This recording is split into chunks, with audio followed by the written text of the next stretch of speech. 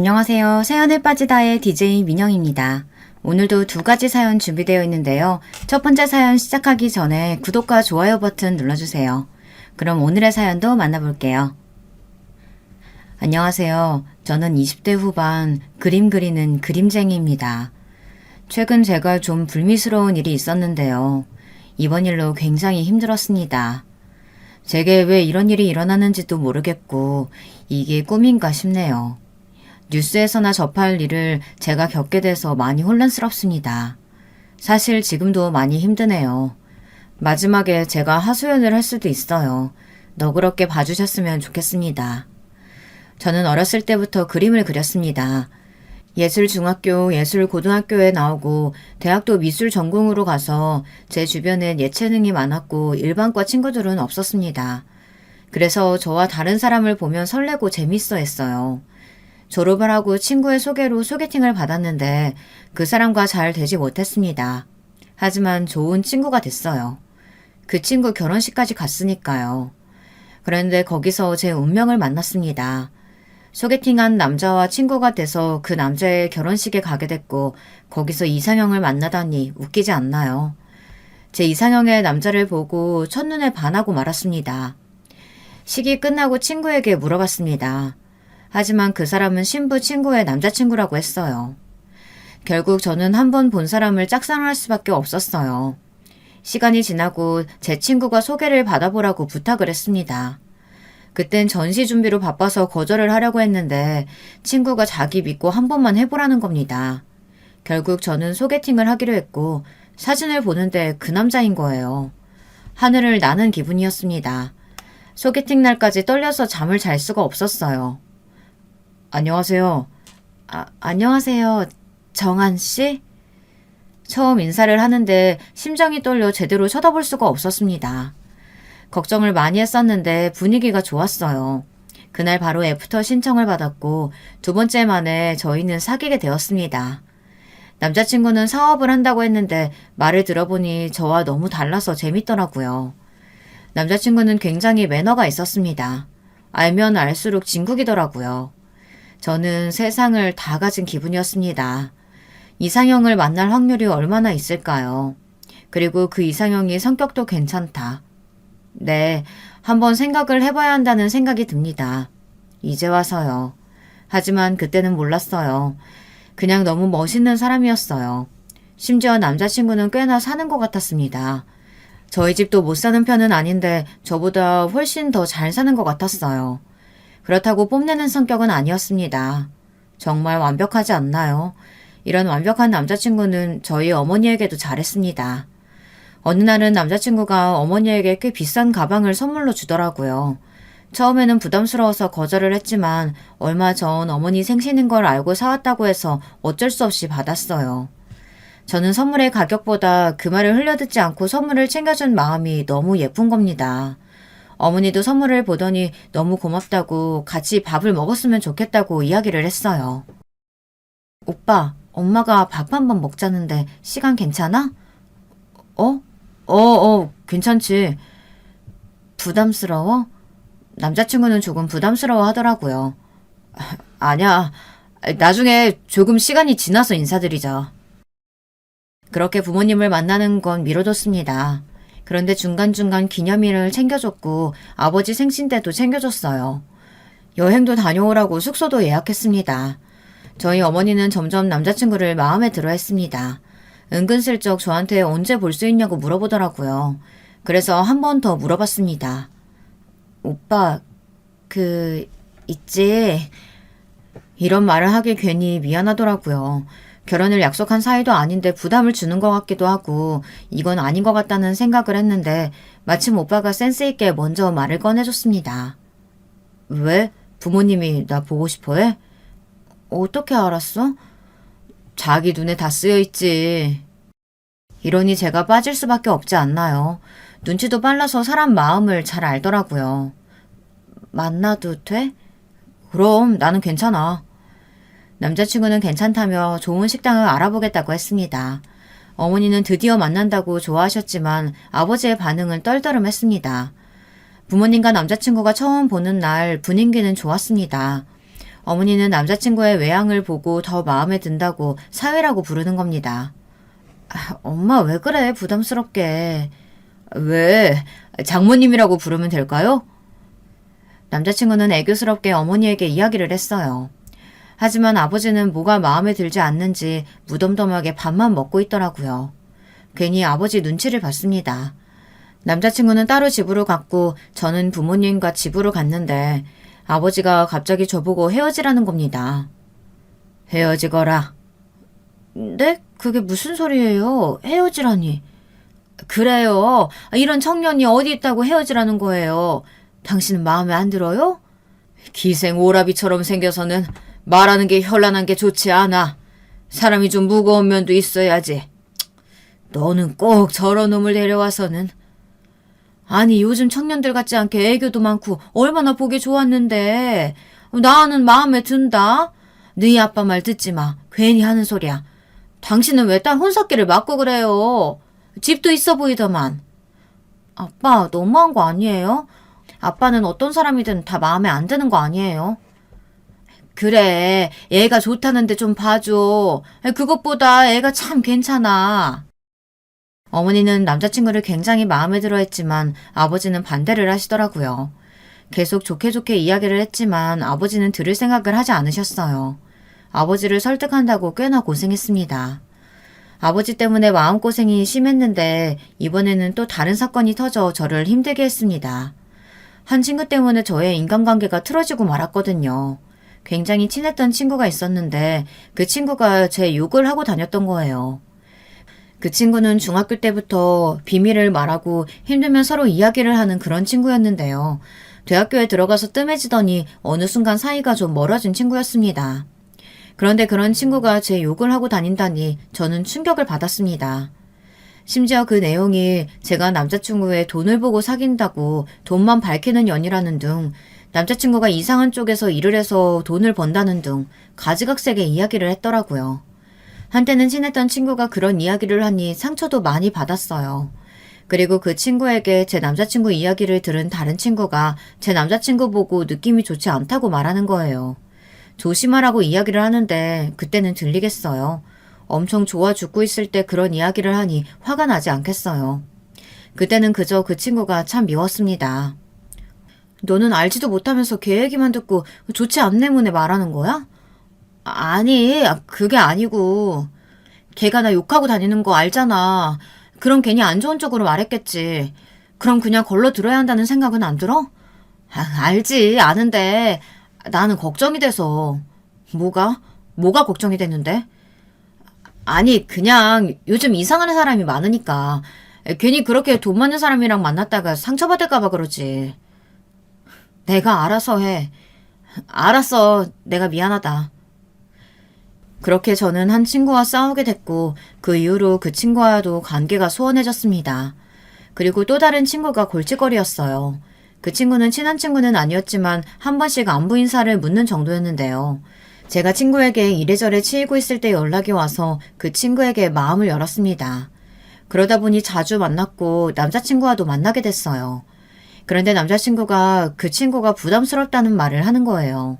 웬만하면 제 지인과 잘 지내는데 그런 말을 하니 이상했습니다. 알고 보니 친구가 제 남자친구에게 고백을 했다지 뭐예요. 그 이야기를 듣고 그 친구에게 따졌습니다. 그런데 친구는 자기도 왜 그랬는지 모르겠다며 울면서 제게 이야기를 하더라고요. 그래서 전 더는 따질 수가 없었어요. 근데 그때 남자친구가 울지 말라고 애처럼 왜 그러냐고 한 소리를 했어요. 저는 그 모습에 한 번 더 반하게 됐고 믿음직스러운 사람이라고 생각을 했습니다. 친구는 그 소리를 듣고 울음을 멈췄고 거짓말처럼 사람이 180도 달라졌습니다. 갑자기 정색을 하더니 남자친구와 저에게 말도 안 되는 걸로 따지더라고요. 솔직히 오빠도 좋았던 거 아니에요? 좋다니? 그게 무슨 소리야? 아니 나를 좋아한다고 너 괜히 이상한 쪽으로 듣는 거 아니야? 오빠 저런 애 계속 만날 거예요? 나를 봐요. 내가 더 예쁘고 더 귀엽잖아요. 유치해서 상정도 하기 싫었습니다. 친구는 계속 되지도 않는 소리를 짓거렸습니다. 아니 어떻게 자기 입으로 그렇게 말할 수가 있을까요? 이해가 가나요? 그 이후로 그 친구와는 인연이 완전히 끊어졌어요. 물론 제 잘못도 있겠지만 이상한 친구들도 많아 고생을 좀 했습니다. 이것뿐만이 아니라 여기저기 제 이야기들이 나돌았고 결국 전 친구들과 연락을 하지 않게 되었어요. 그러다 보니 점점 남자친구에게 의존을 할 수밖에 없었어요. 설상가상 제게 안 좋은 일이 생겼습니다. 제 동생이 교통사고로 그만 세상을 떠나고 말았어요. 저희 가족은 슬픔에 빠질 수밖에 없었습니다. 가해자는 술을 마시고 운전을 하다 제 동생을 쳤고 동생은 병원에 가는 길에 세상을 떠났어요. 심지어 파란불이었고 횡단보도에서 사고가 났습니다. 건너편에서 저는 그 사고 현장을 목격했어요. 그 이후로 길을 걸어다닐 수가 없었어요. 매일매일이 지옥이었습니다. 왜 사나 싶고 동생 대신 내가 죽었다면 좋았을걸. 나는 왜 구하지 못했지. 나 때문에 동생이 죽었어. 매일매일 이런 생각을 했어요. 그러다 보니 점점 어두워지고 사람을 만나지 않았습니다. 부모님께 죄송하더라고요. 동생을 잃어 힘드실 텐데 저까지 그러니 죄송했습니다. 저도 이겨내려고 했지만 말처럼 쉽게 되지는 않았어요. 지나가는 길이 온통 그 사고 현장으로 보였고 동생의 피와 숨소리, 떨림이 다 느껴졌습니다. 밖에 나가는 게 지옥길이었어요. 그렇게 한 달을 집 밖에 나가지 않고 있었습니다. 그러자 어머니가 울면서 제발 밖에 나가라고 애원을 하더라고요. 하지만 저는 아무것도 할 수 없었습니다. 제가 괜찮아지길 기다려준 남자친구도 힘들었는지 제게 지친다고 이야기를 했어요. 그 말을 듣고 또 하염없이 눈물만 흘렸습니다. 저도 나가고 싶은 마음은 너무 컸지만 정말 힘들었어요. 하지만 제 남자친구의 말을 듣고 나가보기로 결심을 했습니다. 물론 다시 공포가 오기는 했지만 하루하루 숙제처럼 천천히 나가봤어요. 처음에는 마당으로 나가보고 그 다음 집 앞 도로 그리고 마트 천천히 나가봤습니다. 그런데 혼자 힘으로는 안 될 것 같더라고요. 엄마, 나 병원 갈래. 그래, 잘 생각했어. 힘들면 가야지. 어머니는 저를 꼭 안아주셨어요. 그때 동생이 괜찮아 언니 하는 소리를 들었습니다. 정말 미친 사람 같겠지만 정말 들었어요. 뭐 사실은 아니겠죠. 제가 너무 힘들어서 환청을 들었던 것 같아요. 하지만 저는 그 말을 듣고 엄마를 잡고 펑펑 울었습니다. 미안해. 저는 하염없이 미안하다고 말했어요. 숨을 쉴 수 없을 정도로 목 놓아 울었어요. 그 덕분인가 거짓말처럼 제 안에 있던 마음의 짐이 한결 가벼워진 기분이 들더라고요. 물론 밖에 나가는 건 용기를 가지고 가야 했지만 예전만큼 무섭지는 않았어요. 저는 바로 남자친구에게 연락을 했습니다. 남자친구에게 굉장히 미안했어요. 하루하루 매일 저희 집에 와서 제 상태를 보고 말도 걸어주고 맛있는 것도 사다 주고 고생을 많이 했습니다. 한 달을 매일 찾아와 했으니 얼마나 고마워요. 쉽지 않잖아요. 그래서 그 일로 아버지도 마음을 열었고 어머니도 남자친구에게 의지를 했어요. 어머님, 저를 아들이라고 생각하시고 편하게 대해주세요. 그리고 언제든 젊은 남자 필요하면 저 불러주세요. 아버님, 어머님. 남자친구 덕에 활기가 생겼습니다. 남자친구를 더 믿을 수밖에 없었어요. 시간이 지나 어느덧 저희가 사귄 지 6개월이 넘어갔습니다. 6개월, 짧은 시간이었지만 많은 일이 있었어요. 동생의 사고, 친구와의 관계, 남자친구와 연애, 전시회, 일이 아주 많았죠. 힘든 일도 있었지만 제게 선물 같은 일이 찾아왔어요. 남자친구가 제게 프로포즈를 했습니다. 길게 만난 건 아니지만 정말 잘 맞았고 이 사람과는 결혼을 해도 되겠다는 생각을 해 승낙을 했어요. 그런데 조금씩 남자친구가 달라지는 게 보이더라고요. 물론 잘해주기는 했어요. 점처럼 선물도 많이 주고 매일 저를 보러 와주고 하지만 뭔가 달랐습니다. 그래도 헤어질 정도는 아니었어요. 그냥 이제야 오빠의 모습이 조금 보여진다고 생각했죠. 하지만 그 모습도 귀여워 보였습니다. 그런데 아버지 눈에는 그게 아니었나 봐요. 꼭 결혼을 해야겠니? 아빠도 허락하셨잖아요. 자꾸 왜 그래요? 그래요. 아유, 아니 이 양반이 자꾸 왜 그럴까? 됐어, 신경 쓰지 마. 아버지는 계속 뭔가 찝찝하다고 하는 겁니다. 그래서 아버지와 대판 싸웠습니다. 아니 허락은 했는데 아니라고 하는 건 무슨 심리인가요? 어쩔 수 없이 허락을 했다고 해도 이미 결혼을 약속한 사이면 그런 말은 좀 조심해서 해도 되지 않을까요? 저는 아버지에게 너무 섭섭했습니다. 아버님이랑 싸웠어? 남자친구는 그걸 또 찰떡같이 알아맞히더라고요. 항상 아버지와 다투면 남자친구에게 하소연을 했는데 이번 건은 말을 할 수도 없어서 가만히 있었어요. 이번엔 또 뭐야? 뭔데? 그런데 갑자기 남자친구가 한숨을 쉬는 겁니다. 너 이러는 거 나 좀 힘들어. 제가 힘들어했을 때 빼고 이런 이야기를 한 적이 없는데 갑자기 이런 이야기를 하니 심장이 내려앉는 줄 알았어요. 저는 바로 사과했지만 남자친구는 아무 말이 없었어요. 우리 생각할 시간을 가지자. 뭐? 갑자기 그게 무슨 소리야? 파혼하자는 거야? 아니, 그건 아니고 그냥 좀 힘들어. 그러자 갑자기 생각할 시간을 가지자는 겁니다. 제가 잘못한 것도 있지만 너무 뜬금없지 않나요? 그리고 프로포즈를 하고 결혼을 약속한 사이인데 시간을 가지자니 이건 그냥 헤어지자는 소리 아닌가요? 그렇게 저희는 며칠 만나지 않았어요. 저는 모든 일이 손에 잡히지 않았습니다. 남자친구에게 연락을 계속 해봤지만 받지 않았어요. 그리고 며칠 뒤 남자친구에게 연락이 왔습니다. 남자친구가 미안하다고 하더라고요. 최근에 힘든 일이 있어서 그랬다고 자기가 경솔했다고 했어요. 저는 괜찮다고 연락 줘서 고맙다고 이야기했어요. 미안해. 일도 잘 안 풀리고 사람들한테 치여서 너무 힘들었어. 그런데 너까지 그러니까 참을 수 없더라고.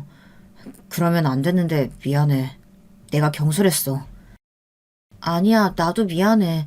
오빠가 그래도 이렇게 이야기해줘서 너무 고마워. 그런데 갑자기 머뭇거리던 남자친구가 제게 돈을 좀 빌려줄 수 있냐고 물어봤습니다. 솔직히 조금 당황했어요. 남자친구가 꽤나 잘 사는 집이라고 생각했는데 돈을 빌려달라고 하니 당황스러웠어요. 얼마? 1,000 정도 빌려줄 수 있어? 내가 사업을 하는데 조금 모자라서. 나중에 바로 갚을게. 부모님은 모르는 사업이라 부모님께 말씀드리기가 좀 그래서. 알겠어. 저는 당연히 갚을 거라 생각하고 빌려줬습니다. 그리고 얼마 가지 않아 제게 몇백을 더 붙여서 돈을 돌려줬어요.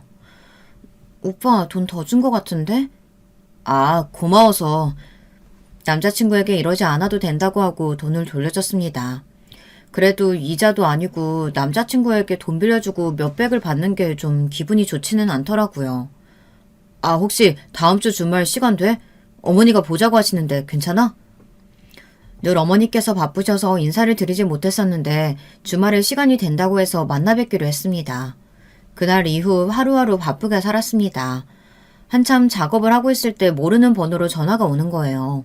받았는데 아무 말도 없더라고요. 그래서 바로 끊었습니다. 하지만 또 똑같은 번호로 전화가 와서 다시 받았는데 그때 말을 하더라고요. 그 남자 믿지 마세요. 이렇게 말을 하고는 끊더라고요. 순간 당황해서 다시 전화를 걸었지만 전화를 받지 않더라고요. 그날 남자친구에게 있었던 이야기를 했습니다. 오빠, 어떤 여자가 갑자기 그 남자 믿지 말라고 했다? 완전 웃기지? 그때 남자친구가 당황하는 것처럼 보였습니다. 왜 그래? 아니, 요즘 좀 이상한 여자 한 명이 있거든. 그 여자인 것 같은데. 그게 무슨 소리야?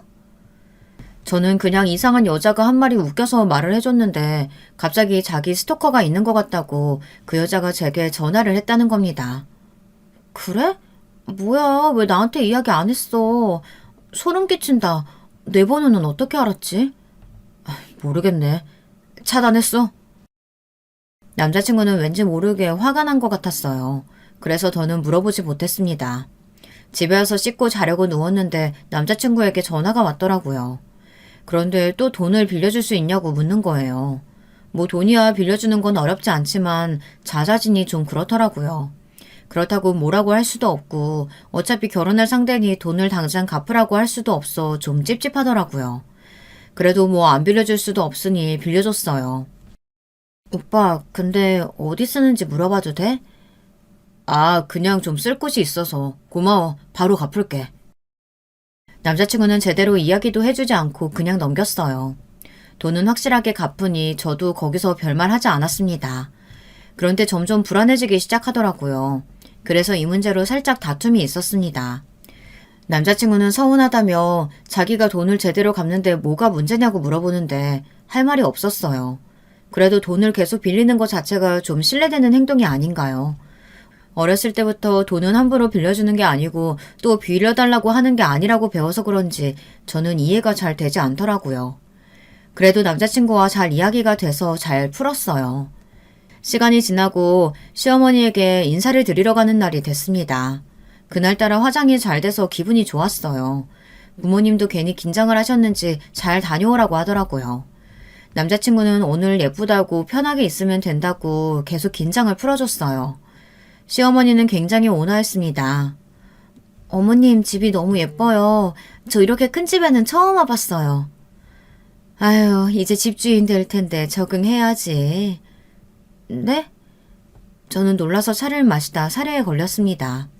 화장실로 가서 단정히하고 저는 부모님께 연락을 드렸어요. 엄마 대박. 시어머니가 내가 이제 집주인이 될 거라는데? 이래도 되는 거 맞아? 시어머니는 내내 저를 칭찬하셨어요. 그때 어머니에게서 전화가 왔습니다. 천천히 받아요. 아, 네, 감사합니다. 그럼 실례하겠습니다. 근데 갑자기 어머니께서 다급하게 저에게 이야기를 하더라고요. 지금 너 묻지 말고 지금 거래처 사람이랑 이야기하는 척하면서 잠깐 나와봐. 어머니의 이야기에 당황했지만 무슨 안 좋은 일이 있나 싶어서 저는 어머니가 하라는 대로 했습니다. 어머님, 저 거래처 사람한테 전화가 와서 잠깐 밖에서 받을게요. 그냥 여기서 편하게 받아도 되는데 편한 대로 해요. 정원으로 나가자 저는 어머니께 물었습니다. 무슨 일 있어? 너 혼자만 몰래 빠져나와. 위험해. 무슨 말이야? 어떻게 빠져나와? 한 번만 믿고 그냥 나와. 가방이랑 지갑이랑 다 안에 있는데? 그거 걱정 말고 빨리 나와. 저는 그래도 이건 아니라는 생각에 시어머니와 남자친구에게 양해를 구하고 집으로 바로 갔습니다. 엄마는 다친 곳 없냐고 물어보더라고요. 그리고 어머니의 말에 소스라치게 놀랐습니다. 엄마, 무슨 일이야? 그놈 사기꾼이야. 그러고는 어머니가 제 손을 잡고 경찰서로 가려고 하더라고요. 엄마 왜 그래? 무슨 말을 들었는데? 내가 너 가구 점을 보러 갔는데 그놈 그거 사기꾼이라고 빨랑 너랑 떼어내야 한다더라고. 엄마도 참, 엄마 도대체 왜 그래? 그런 이유로 지금 나 부른 거야? 어머니는 갑자기 화를 내시며 제게 이 결혼 반대라고 하시더라고요. 그래서 저는 어머니와 한바탕 했습니다. 안 돼! 이 결혼 반대야! 저는 어머니와 크게 싸우고 집을 나왔습니다. 그러고는 남자친구에게 전화를 해서 오늘 급하게 나와서 미안하다고 사과를 했어요. 남자친구는 오히려 무슨 일 있는 거 아니냐고 걱정을 해줬습니다. 차마 어머니가 남자친구가 사기꾼이라서 결혼을 반대한다는 말을 할 수가 없더라고요. 너무 속상해서 눈물이 났습니다. 여기에 제 편은 아무도 없는 것 같았어요. 남자친구는 자기 집으로 오라고 하더라고요. 그래서 바로 남자친구 집으로 갔습니다. 남자친구를 보자마자 또 눈물이 나더라고요. 저는 울면서 사실대로 말했습니다. 물론 사기꾼이라는 말은 하지 않고 결혼을 반대한다고 했어요. 그러자 남자친구가 그 이야기를 왜 이제 하냐고 화를 내며 책상을 발로 차더라고요. 그렇게 화를 낸 모습은 처음 봐서 놀랐습니다. 시어머니도 놀라서 남자친구를 다그쳤어요. 남자친구는 소리를 쳤다는 걸 깨닫고는 제게 사과를 했습니다. 미안해. 결혼 못할까봐 그랬어. 아니야. 미안해. 엄마가 갑자기 반대하시네. 왜 반대하셔? 미안. 아니야. 말하기 힘들면 하지 마. 오빠 그런데 나 오빠 집에서 잠시 지내도 돼?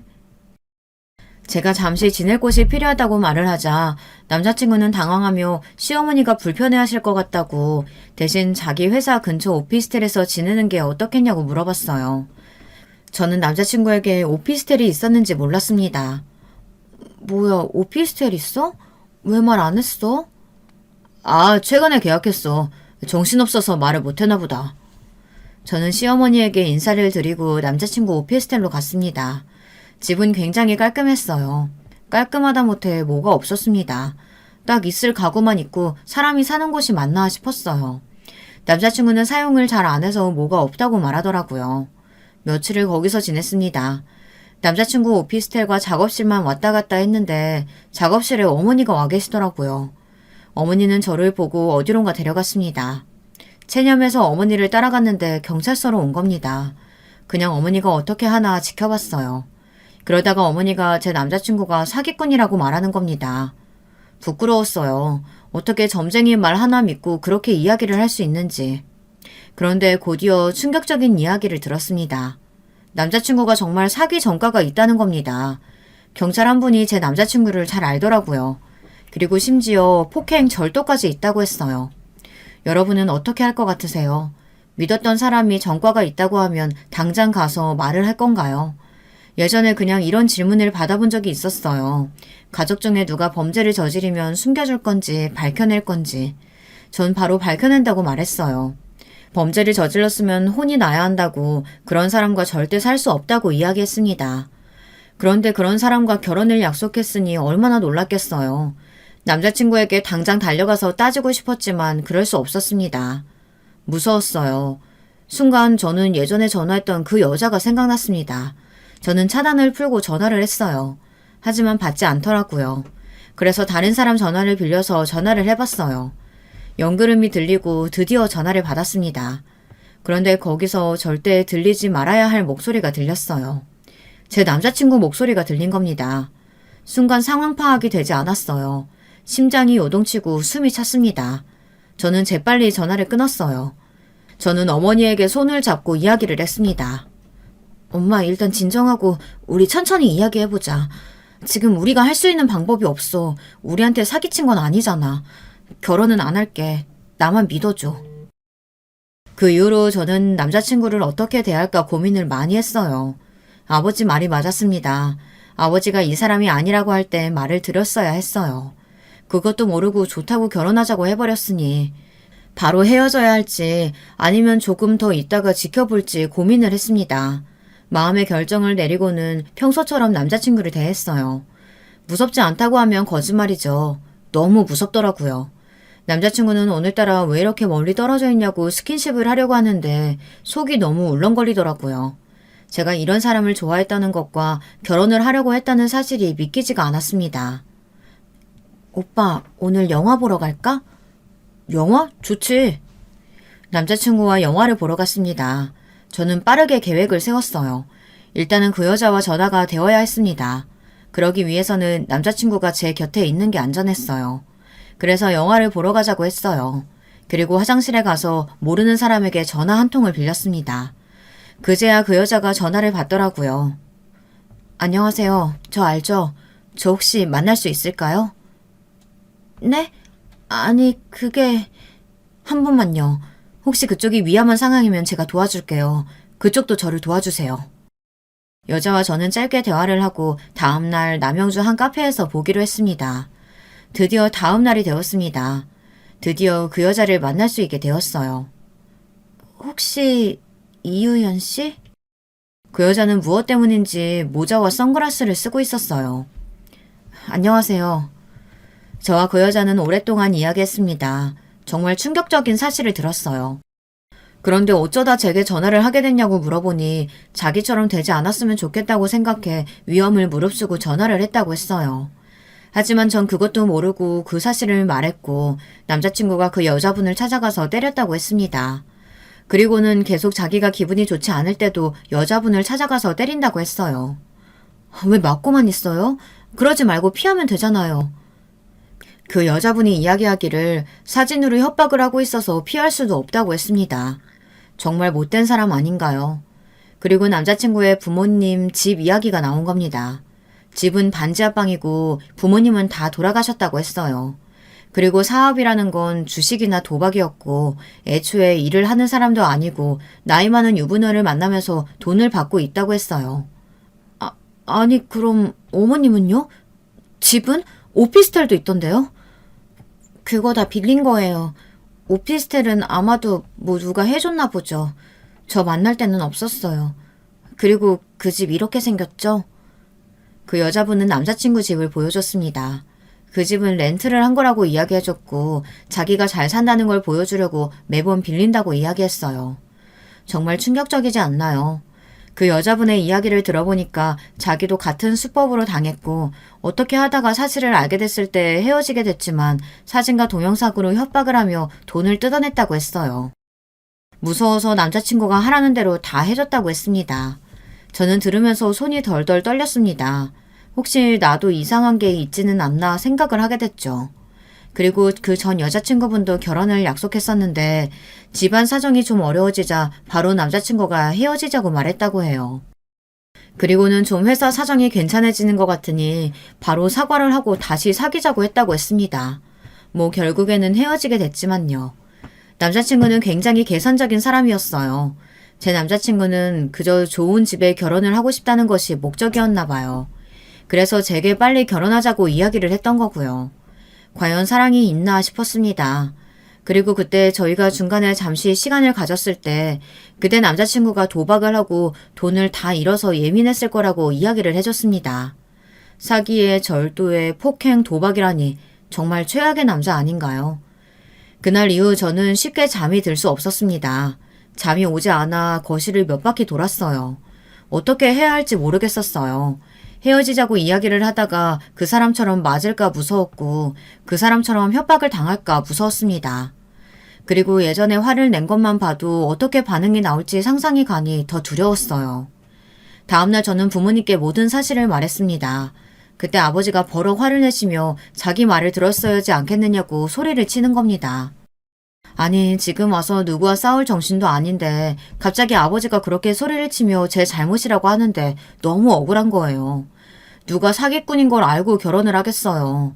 저도 당했는데 제가 잘못 본 것이 잘못이라고 하니 너무 속상했습니다. 그래서는 안 됐는데 아버지에게 크게 소리를 질렀어요. 그럼 멍청한 딸 둬서 좋겠네. 아빠는 좋겠어. 자기 말이 맞았으니.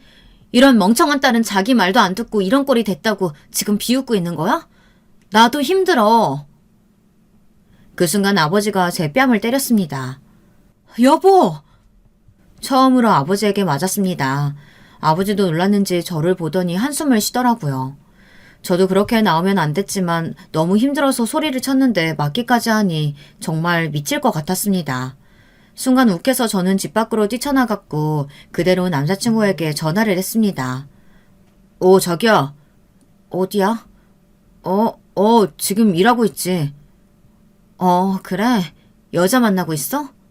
순간에 판단력이 흐려져 저는 그만 여자를 만나고 있는 게 아니냐고 물어봤어요. 그 순간 정적이 흘렀어요. 정적을 깬 건 남자친구의 욕이었습니다. 너 미쳤어? 뭔 소리라는 거야? 너 지금 다 의심하냐? 무시하는 거야? 그런데 보통과 다르게 너무 흥분하면서 말을 하는 거예요. 욱하는 게 보였습니다. 왜? 맞나봐? 찔려? 그럼 당장 와. 미쳤어? 일한다고! 그러니까 안다고. 여자 만나는 일.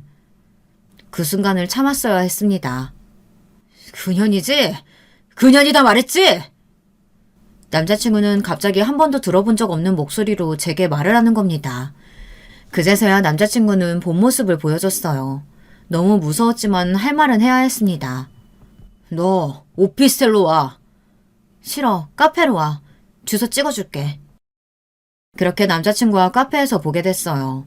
정말 무서웠습니다. 심장이 미친 듯이 요동쳤어요. 남자친구의 얼굴을 보자 긴장이 됐어요. 남자친구는 정말 사람 한 명 죽일 듯한 표정을 하고 오더라고요. 미쳤어? 내가 오피스텔로 오라고 했잖아. 내가 말했잖아. 싫다고. 너 갑자기 왜 그래? 아니, 그 여자 때문이야? 그 여자 미친 여자야. 그 여자 말 믿지 마. 그러자 갑자기 또 제가 아는 남자친구의 모습으로 부드럽게 제게 말을 하는 겁니다. 그 여자라는 건 어떻게 알았어? 다른 사람일 수도 있잖아. 뭔가 찔리는 게 있나 봐. 그러지 말고 우리 오피스텔에 가서 이야기하자. 거기는 또 누가 해줬대? 나 지금 눈에 뵈는 거 없거든? 내가 어떻게 이야기해야 될지 고민하다가 오늘 아빠 말을 듣고 깨달았어. 내가 잘못이었어. 내가 등신같이 너를 좋아해서 이런 꼴이 났으니까. 내가 오늘 이 관계 끝내려고 오빠 불렀어. 왜? 나도 오피스텔 가서 때리게? 때려봐. 어떻게 나오나. 남자친구는 그 순간 책상을 발로 차더니 제 뺨을 때렸습니다. 갑자기 일어난 일이라 저도 어떻게 할 방법이 없었어요. 어떻게 이 성격으로 그동안 잘 숨겨왔는지 놀랄 따름이었죠. 카페에 있던 사람들이 놀라서 소리를 질렀고 그 옆에 있던 남자 손님이 남자친구를 말렸습니다. 어찌나 세게 때렸는지 입안이 터졌더라고요. 순간 눈물이 났습니다. 이러려고 이렇게 좋아했었나. 뭐를 위해서 이 사람과 미래를 그렸나. 고작 이런 사람이랑 결혼을 하겠다고 이 난리를 쳤나 싶었어요. 그때 경찰이 왔고 저와 남자친구는 경찰서로 갔습니다. 그리고 모든 걸 다 말했습니다. 하지만 뭘 할 수 있는 방법은 없었습니다. 그냥 서로 잘 풀라고만 이야기를 해줬어요. 너무 답답했습니다. 저는 바로 나와 곧장 집으로 갔고 제 모습을 본 어머니가 놀라 쓰러지셨습니다. 그날 밤 남자친구에게 계속 연락이 왔고 전화를 받지 않으면 죽여버린다는 협박을 받았어요. 저는 바로 핸드폰을 꺼버리고 하염없이 울었습니다. 세상에서 가족들 다음으로 믿었던 사람이 이런 사람이라니 너무 잔인하다고 생각을 했어요. 그 다음날 어머니와 다시 한번 더 경찰서에 가게 됐습니다. 이번에는 달랐어요. 모든 사실을 알았고 저도 당하고 있지만은 않겠다고 생각을 하고 갔으니까요. 그런데 또 한 번의 충격적인 사실이 밝혀졌어요. 사기, 절도, 폭행만 있는 게 아니고 사람을 죽였다고 했습니다. 어렸을 때 오토바이 음주운전을 하다 사람을 치고 그대로 도망갔다가 잡혔다고 했어요. 그 사람은 결국 뇌사 판정으로 죽게 됐다고 했습니다. 그 말을 듣는데 너무 충격적이었어요. 동생이 그렇게 죽었는데 정작 옆에 있는 살인자를 못 봤다니. 어머니도 그 소식을 듣고 휘청거리며 주저앉고 말았습니다. 엄마 괜찮아? 아이고 내가 미쳤지. 그런 놈이 좋다고 사위라고 하다니. 저는 정신을 바로 잡고 신고를 했습니다. 그리고 남자친구의 핸드폰, 카메라 등 전자기기를 압수해달라고 말했어요. 그때서야 경찰들은 이게 심각한 일이라는 걸 깨달았습니다.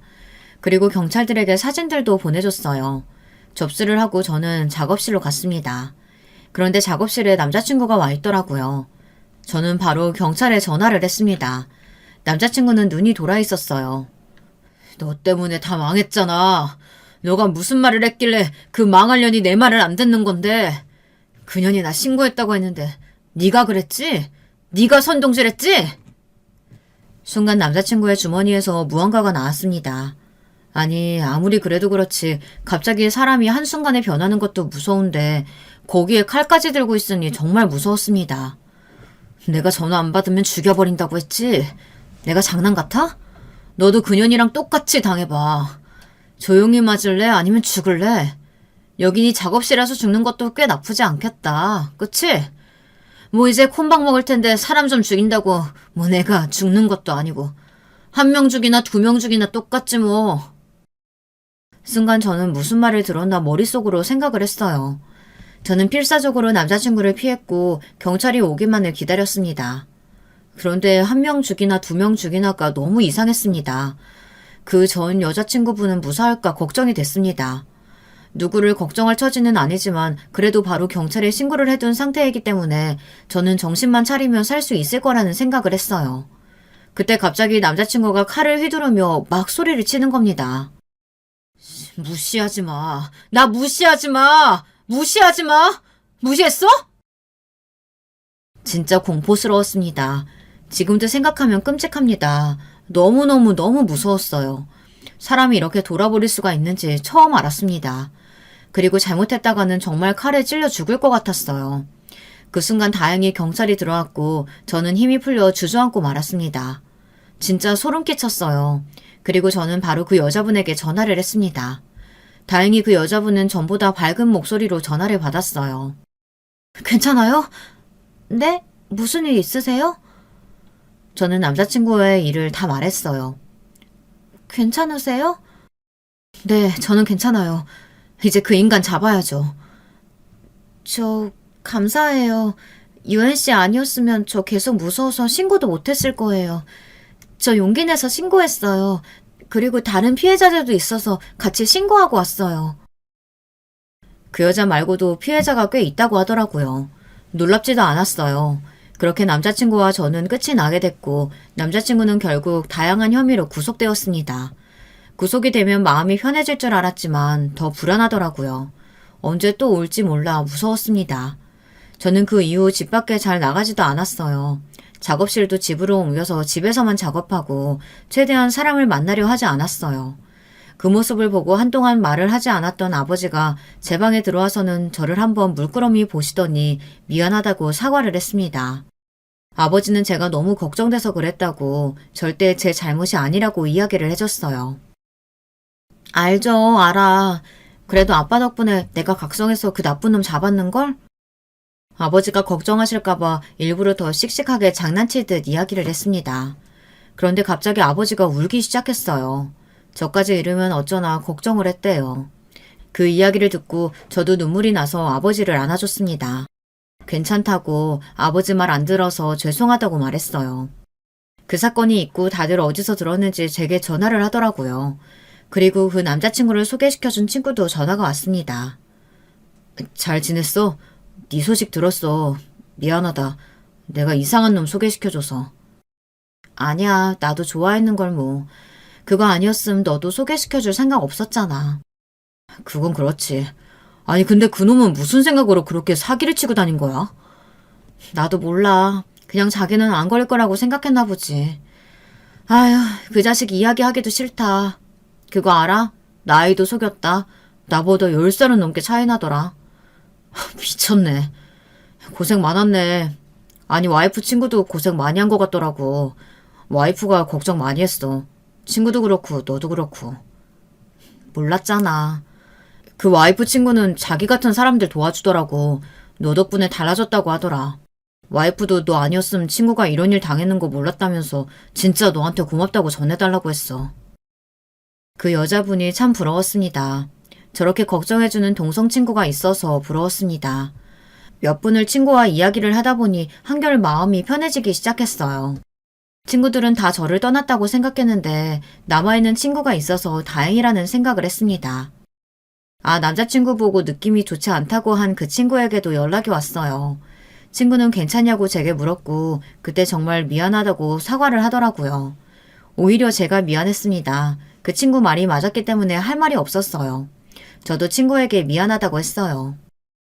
그때 미안했어. 나도 너 말 들었어야 했는데 그때는 그냥 너무 서운해서 그랬던 것 같아. 미안. 그렇게 끝내면 안 됐었는데. 다시 연락하고 지내도 될까? 다시 그 친구와 연락을 하게 됐지만 그 친구에게도 모든 속사정을 말할 수는 없더라고요. 이제 저는 사람을 믿지 않게 됐습니다. 제 남자친구, 아니 그 나쁜 놈 덕분에 사람을 믿지 않게 되었거든요. 그리고 말솜씨도 있고 꽤나 번듯한 사람을 보면 저도 모르게 경계를 하더라고요.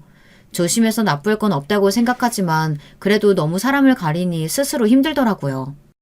그런데 궁금하지 않나요? 그냥 평범하게 살아도 많은 사람들 속에 관심을 받고 살았을 것 같은데 왜 그렇게 사는지 궁금하더라고요. 그리고 다시 만난다면 물어보고 싶습니다. 왜 그런 거짓말을 했는지, 사랑하기는 했는지, 어디부터 어디까지가 진실인지 물어보고 싶었어요. 만약 남자친구가 돈이 없어 바보 같은 사람이라고 해도 저는 좋아했을 것 같은데 왜 그런 짓을 벌였는지 궁금했습니다. 하지만 이제 떠나간 사람이고 처벌을 받아도 마땅한 인간에게 제 시간을 투자하는 게 아깝다는 생각이 들어 더는 생각하지 않기로 했어요. 여러분이 저라면 가서 물어볼 것 같으세요? 아니면 저처럼 그냥 생각만 하고 잊고 살겠어요? 물론 잊는다고 잊혀지지는 않지만 저는 잊는 게 속이 편할 것 같다는 생각이 들어 잊기로 했습니다. 하지만 잊는 게 쉽지 않더라고요. 지금 이 글을 쓰고 있는 것만 봐도 못 잊었다는 증거 아니겠어요. 잊는다 하면서 계속 생각하게 되더라고요. 왜 이런 남자를 만나서 이런 일을 당하는지, 어머니가 전만 보지 않았다면 이렇게까지 큰일이 벌어지지 않았을까요? 그런데 참 웃기지 않아요? 점쟁이가 정말 용한 건지 아니면 때려 맞춘 건진 몰라도 그 한마디 때문에 이 사달이 났으니 말이에요. 그 말을 못 듣고 결혼을 했다면 후회했을까요? 그냥 이대로 묻어두고 사랑으로 살았다면 살 수 있었을까요? 아니겠죠. 여러분, 쓰다 보니 감정이 올라오네요. 잠시 하소연을 좀 해도 될까요? 요즘 하루하루가 참 힘들어요. 잠도 잘 오지 않고 가끔은 그놈 목소리가 들려서 미칠 것 같습니다. 그림을 그리는데도 집중이 되지 않고 행복하지 않더라고요. 그리고 무엇보다 힘든 건 새로운 사람을 만나는 게 두렵더라고요. 여기저기 새로운 사람을 만나보기 위해 동호회도 가입했지만 쉽지 않았어요. 하물며 의사선생님도 믿지 못했어요. 정신과에 가서 상담을 받는데도 의사선생님을 못 믿어서 제 말을 좀 아끼게 되더라고요. 이런 제 자신이 너무 한심하지 않나요? 고작 남자 하나 때문에 제 인생을 다 바꾸니 바보 같기도 하고. 어떤가요, 저?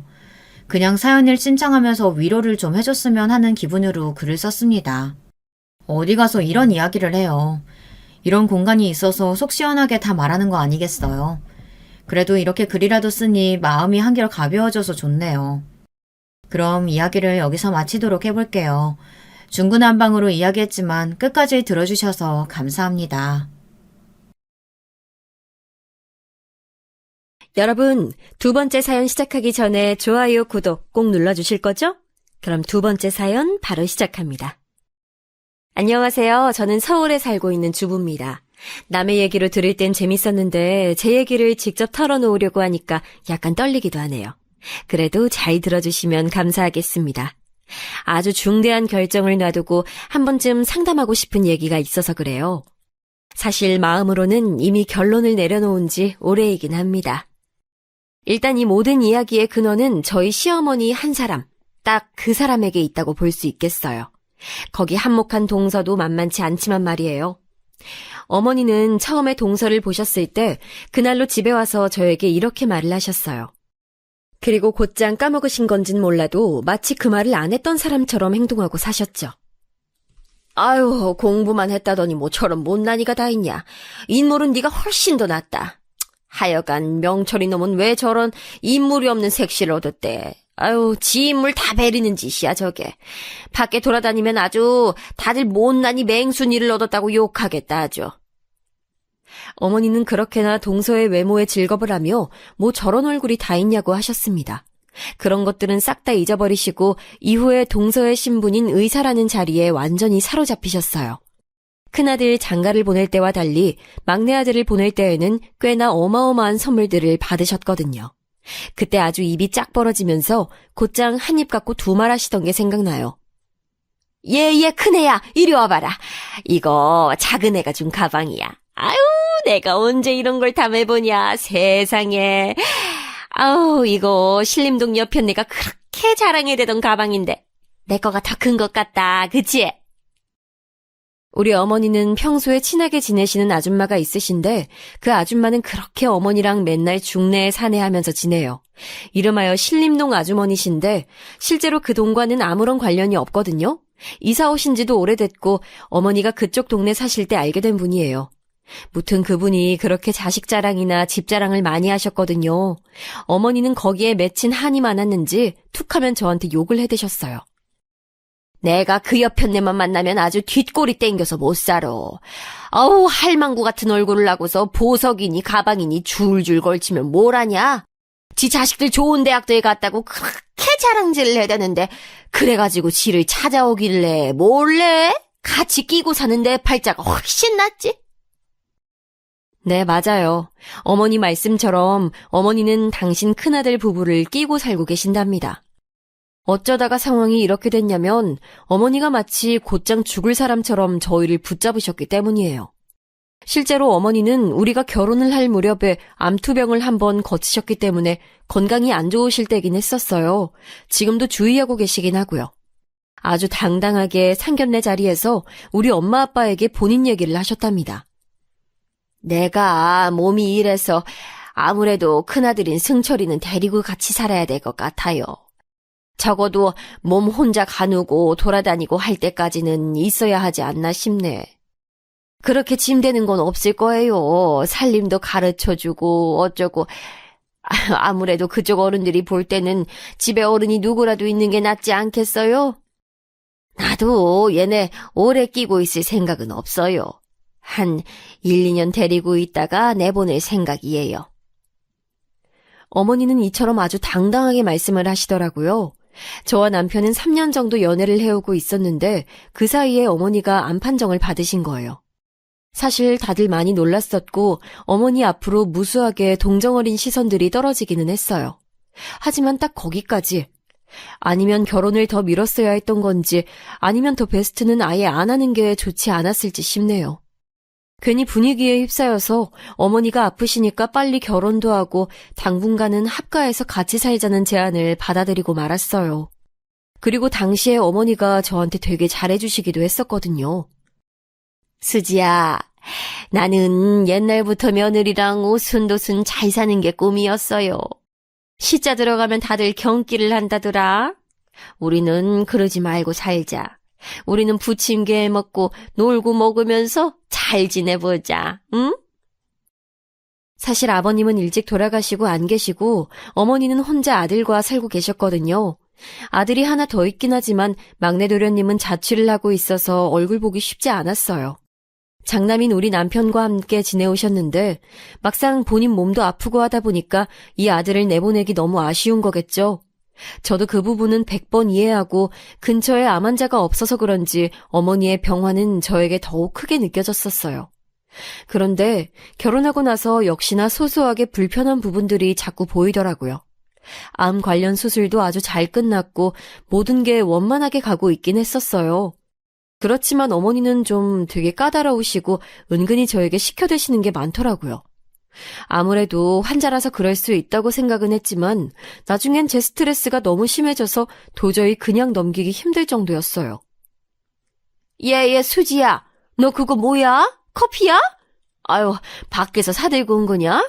아유, 집에 있는데 뭐하러 마셔? 그리고 너 그런 거 마시다가 암 걸린다, 응? 항상 말씀을 너무 극단적으로 하시고 또 이미 합가해서 사느라 당장 아들 부분에 돈 들어갈 일이 많이 없잖아요. 그런데도 어머니는 툭 하면 아껴 써라, 절약해라, 사치 부리지 말라고 뭐라고 하시는 거예요.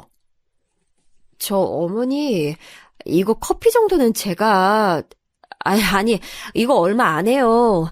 저 출퇴근길에 어쩌다가 가끔 사 먹는 건데. 이때 저도 말을 흐리면서도 약간 기분은 상했는지 할 말을 다 했었답니다. 어머니는 제가 반박만 했다 하면 곧장 미간을 찌푸리시면서 뭐라 답을 안 하시는 거예요. 사실상 이게 제일 사람을 미치게 만드는 것 같은데 바로 다름 아닌 삐지는 거란 말이죠. 뭐라고 대꾸를 해서 오고 가는 말이 있으면 사실 뭐 그 자체도 기분이 나쁠 수는 있어요. 그런데 저렇게 입 다물고 아무 말도 안 하고 인상만 확 쓰고 있는 건 더 눈치를 보게 만들어요. 저 어머니 식사하실 거죠? 저녁 준비는 제가 할게요. 뭐 드시고 싶으세요? 저녁 무렵쯤 이렇게 제가 여쭤보면 어머니는 입이 아주 대빨 나와서는 인상을 팍 쓰시더니 아주 짧게 툭 하고 대꾸하시는 거예요. 내가 할 거야. 너 저리 나와 있어.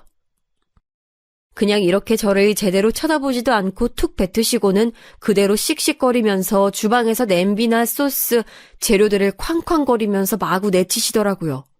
그럼 어쩌다 일찍 퇴근해서 왔다가 저녁 준비하는 내내 눈치 보면서 어머니 주변을 맴돌아야 하는 거예요. 한 집에 살고 있는데 꼭 그렇게 분위기를 불편하게 만드시더라고요. 게다가 아들이 집에 돌아오면 그제서 막 앵기듯이 앵앵거리면서 본인 얘기를 잔뜩 해대시고요. 저랑 남편이 둘이 뭔가 얘기하고 어쩌고 할 시간도 주지 않으시고 거실 소파에 아들 옆자리를 냉큼 차지하시고는 그대로 붙어서 계시는 겁니다. 도통 신혼부부에 대한 배려도 전혀 없으셨고 참다 못한 제가 둘이 가끔 데이트를 하려고 하면 그렇게 어디가 아프고 힘들다며 생떼를 쓰셨어요. 이게 암 환자 시어머니를 둔 나의 숙명인가 생각해보니 아무리 생각해봐도 내가 왜 사서 이 고생을 하고 있나 싶더라고요. 친정엄마는 그래서 그렇게 결혼을 말리셨나 싶었고요. 수지 너 내가 그렇게 말렸잖아. 이제 와서 후회한들 뭘 하냐. 김서방 인상도 좋고 수더분해 보이긴 하지만 너무 우유부단해 보였어. 지 엄마랑 네 사이에서 뭐 얼마나 제대로 중심을 잡아주겠어. 끼케야 뭐 한두 마디 하고 말겠지. 암 환자랑 같이 사는 건 자식이라도 힘들어. 근데 네가 뭘 한다고 겁도 없이 며느리로 들어가서 같이 살고 있어. 어우 속 터져 진짜. 장담하건대 너는 니네 시어머니 돌아가실 때까지 그 집에서 못 나와. 그리고 요즘 암 걸려도 잘만 오래오래들 살아. 그 핑계로 니네 계속 데리고 못 나가게 할걸. 엄마의 말이 너무 과격하게 들려서 심했다고 생각했던 걸 보니 그때는 제가 아직 덜 불편했었나 봐요. 어머니는 시간이 지날수록 저를 너무 갑갑하게 만들고 숨막히게 만드시더군요. 아예 대놓고 시집살이를 시키면서 막말을 하진 않지만 마음에 안 드는 게 있어서 삐지시면 며칠을 갔어요. 그리고 저랑 남편이 주말에 나들이나 여행이라도 가려고 하면 그렇게 아프다고 앓는 소리를 내셨고 한번 폭발해버린 제가 멋대로 나가버리자 그때 야단을 치시더라고요. 이리 와서 좀 앉아봐라. 너 아무리 그래도 이 집에 어른이 살고 있는데 말버릇이 그게 뭐야, 어? 너 내가 아픈 거 알잖아. 아픈 시어머니 두고서 말버릇이 그게 뭐냐고. 이 집이 네 집이니? 그렇게 문 쾅쾅 닫고 다닐 일이야? 저는 웬만하면 참고 어머니와의 자리를 피하려고 했지만 한 집 살고 있는 데다가 제 스트레스도 엄청났거든요. 암 환자한테 독서를 퍼부은 못된 며느리라는 말 듣기 싫어서 참았는데 그날은 저도 어떻게 돼버렸던 것 같아요. 어머니 입장에서만 그리 말씀하시면 안 될 것 같은데요. 전 최선을 다했어요. 어머니 아프신 것 같아서 주말에 우리 둘이 어디 나가고 싶어도 참고 돌봤고 같이 있어드렸잖아요. 그렇게 지내온 게 벌써 신혼 1년하고도 반년이 다 넘었어요. 그러면 저희 부부끼리 좀 어디도 가고 데이트도 해도 되는 거 아닌가요? 그냥 같이 사는 동거인이 아니라 저희는 부부예요, 어머니. 어머니는 제가 이렇게 말을 하니 다 알아듣는다는 표정으로 저를 보고 있으면서도 금세 눈에 눈물방울이 뚝뚝 떨어지시는 거예요. 게다가 이 말을 하고 있을 때 남편이 뒤쪽에 어정쩡하게 서 있었어요. 자기 엄마가 눈물이 그렁그렁한 모습을 보니 제 편을 애지간하면 들어주려던 남편도 마음이 약해졌었나 봐요. 엄마 왜 그래? 울어? 저는 여기서 정말 휘청할 뻔했답니다. 정말 너무 뻔하고 뻔한 생각하고 싶지 않은 패턴으로 상황이 흐르는 거예요. 며느리 말에 충격받은 아픈 시어머니가 스르륵 주저앉아 소파에 기대 있고 그 모습을 아들이 위로해주는 상황. 저는 그 꼴을 보고 싶지 않아서 과감하게 핸드폰 들고 집 밖으로 나가버렸어요. 뒤늦게 남편이 저에게 전화를 걸어왔으며 제발 자기 한 번만 좀 봐달라고 하는 거예요. 수지야, 나도 다 생각이 있어. 우리 1년 안쪽으로 근처에 집을 얻자. 응? 이사를 가자.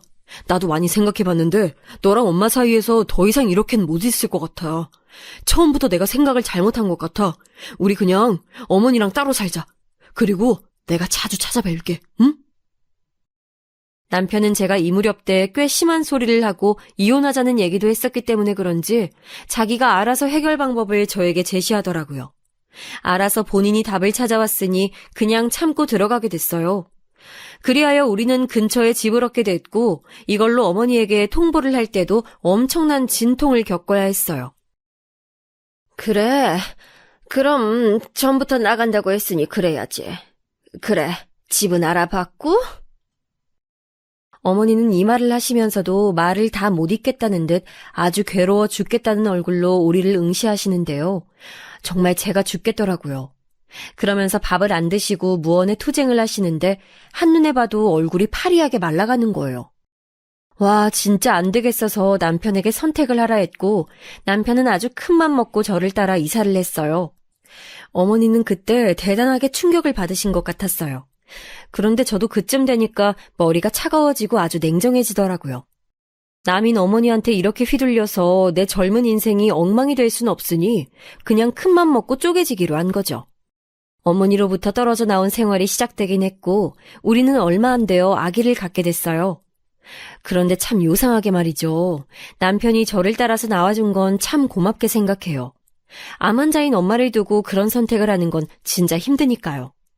고마운 건 고마운 건데 다른 한 가지 이상하게 분가를 하고 나서부터는 남편이 묘하게 아주 기이한 효자 노릇을 하고 있는 거예요.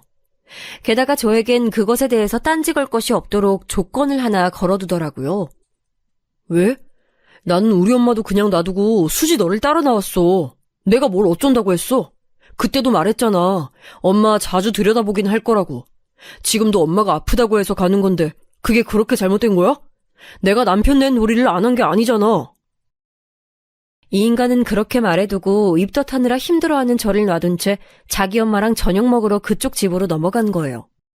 전 신물이 올라오고 속이 울렁거려 죽겠는데 아무렴 암이라서 지금 관리하느라 힘든 자기 엄마만 하겠냐는 거죠. 이 시기 때 그렇게 많이 싸우고 이윽고 시간이 지나서 저는 딸아이를 낳게 됐답니다. 이때는 어머니는 본인이 하신 말이 무색할 정도로 매번 우리 집에 오시려고 하더군요. 이봐. 저녁에는 승철이가 우리 집으로 넘어오고 아침에는 내가 이리로 우리 손녀 보러 오고 엄하게 맨날 버스비며 기름값 버리고 이게 뭐냐고. 그냥 한 집에 살았으면 두루두루 절약했을 텐데 아유, 예민한 누구씨 때문에 꼴이 이렇게 돼버렸어. 아유, 지금이라도 늦지 않았어. 방 비워져 있으니까 들어오려면 들어와. 저는 기가 차지도 않아서 그냥 지켜보다가 얼마 후에 남편에게 이 부분에 대해서 얘기를 종결지었어요. 남편은 몹시 자기 엄마를 안쓰러워했지만 제가 강경하게 나가고 명분이 있을 때에는 그냥 받아들이는 편이었어요. 나 한 번만 말할게. 적어도 내가 좀 편해지기 전까지는 어머니 못 오시게 해. 당신 애기 육아하는 거 얼마나 힘든지 모르지? 당신 말 맞다나 어머니도 아프시잖아. 아니 뭐하러 아프신 분이 자꾸 여기 왔다 갔다 하시게 해. 나도 아파. 나도 손목이랑 여기저기 다 나갔어. 아픈 사람 둘이서 한창 손 많이 가는 애기 두고 뭘 하란 말이냐고. 그때 당신이 회사에서 나와서 우리 셋 시중 다 들어줄 거 아니잖아? 어머니 오셔서 계속 애기 뭐 해줘라 저거 해줘라 얘기하시면 나 진짜 너무 지치고 불편해. 게다가 밥까지 차리라고? 그러고 저녁에 당신 오면 당신 밥까지 내가 해야 되는 거야? 나 그럼 엄마네 갈 거야. 이렇게까지 말하고 싶지 않았지만 저도 특단의 조치를 드러냈고 남편도 결국은 수긍하고 말았어요. 어머니는 아무튼 이래저래 저한테 불만이 아주 많을 거예요. 한 집에 잘 살고 있었는데 며느리가 아들 데리고 나가버렸지. 둘이 애기 낳았대서 자주 보러 가려고 했더니 지 힘들다고 못 오게 하지. 아주 저한테 쌓인 거 천지였겠죠. 하여간 그렇게 해서 애를 낳고 키우는 동안은 어찌어찌 넘어가게 됐는데 그리고 그 사이 어머니도 아주 잘 회복을 하셨어요. 초기 발견을 하셔서 그런지 수술이나 복잡한 과정 거치지 않고도 나을 수 있으셨던 것 같아요. 중간중간 앓는 소리를 엄청 하시긴 했지만 그거야 제가 같이 사니까 힘들었던 거라며 나중에 기억이 미화되기도 하더군요. 왜 미화라는 표현을 쓰냐면 떨어져 있을 땐 모르다가 가끔 만나서 다시 어머니를 겪다 보니 어머니를 제가 힘들어하는 어떤 부분들은 너무나 여전히 그대로였기 때문이에요. 사람은 진짜 변하지 않더라고요. 제가 애 낳고 한창 키우고 3살쯤 되었을 무렵 홀로 떨어져 살던 시댁 도련님이 결혼을 하게 된 거예요. 그래서 상견례도 하고 아까 앞서 말했듯이 예비동서 얼굴도 보고 그때는 어머니가 엄청 마음에 안 들어 하셨죠. 하지만 시간이 지나서 의사라는 직분에 맞게 수입도 좋고 집안도 좋은 동서가 우리 어머니한테 꽤나 선물을 해대다 보니 마음이 변하셨나 봐요. 결혼할 때 받으신 것들 그리고 이후에 동서가 자잘하게 해드린 선물들을 받아보시더니 무슨 생전 없던 딸이라도 생긴 양 갑자기 엄청 예뻐하시는 거예요. 생각해보면 저는 계속해서 어머니랑 선을 긋고 거리를 뒀어야 했는데 왜 애매하게 어머니를 짠하게 여겨가지고 다시 왕래를 했던 걸까요? 많은 며느리들이 거의 그런 기점부터 실수를 하고 잘못 멱살 잡혀서는 자기 시어머니 돌아가실 때까지 계속 시달리면서 사는 것 같아요.